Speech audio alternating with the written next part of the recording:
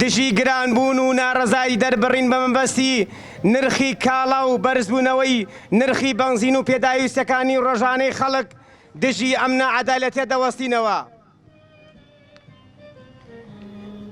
بەڕێزان، بۆ ئەم مەبەستەش لە دژی ئەم نایەکسانیە حیزبی شووعی کوردستان لەسەر تاسەری هەرێمی کوردستان پەیامی ناڕەزایەتی دەربڕینی بڵاو کردەوە و ڕایگەیاند کە چیتر ئەم گرانبوونی نرخی کاڵا و شتومەکەکان بوەستێنن و دەست لە گەروی هاوڵاتیانی هەژاری بەشمەینەتی کوردستان هەڵگرن.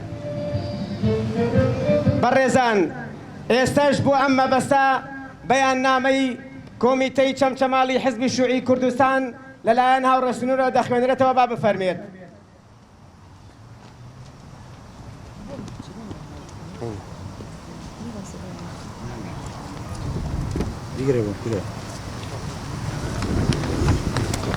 ولا بخير بين ام كاتتان باش بەیاننامەی مەکتەبی سیاسی حیزبی شووعی کوردستان لە پێناو نان و ئازادی و شکۆمەندی هاوڵەتیاندا تێدەکۆشین.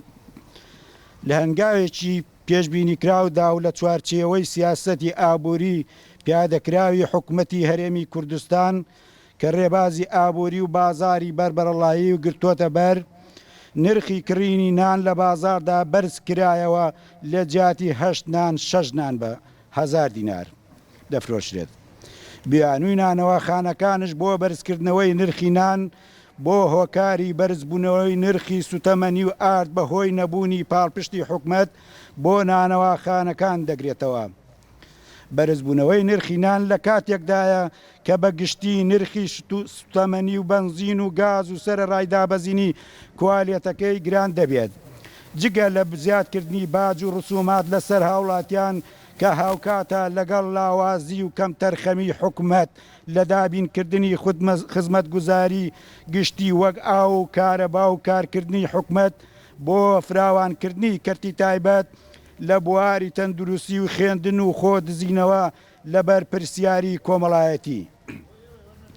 حیزبی شووعی کوردستان سەرەڕای دەربڕینی پاڵپشتی خۆی بۆ داوای دەستەبەرکردنی سوتەمەنی و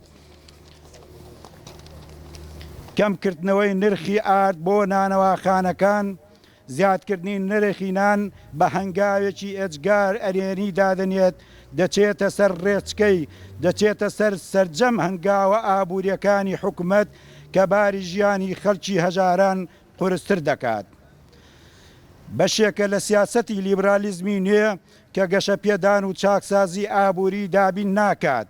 حیزبمان جارێکی دی بەڵێن بە جەماوەری گەلەکەمان دەدات کە لە پێناو نان و ئازادی و مافی ڕەوای هاوڵاتیان بەگشتی و هەژاران و زەحمەت کێشان بە شێوەیەکی تایبەت لە تێکۆشانی جەماوەری بەردەوام دەبێت و ئەرکی سەرشانی حکومەتە کە بە زووترین کات چارەسەری گرانبوونی نرخی بەنزین و سوتەمەنی و پێداویستی و نانەوەخانەکان بکات و نرخی نان بگەڕێتەوە ئاستی جاران.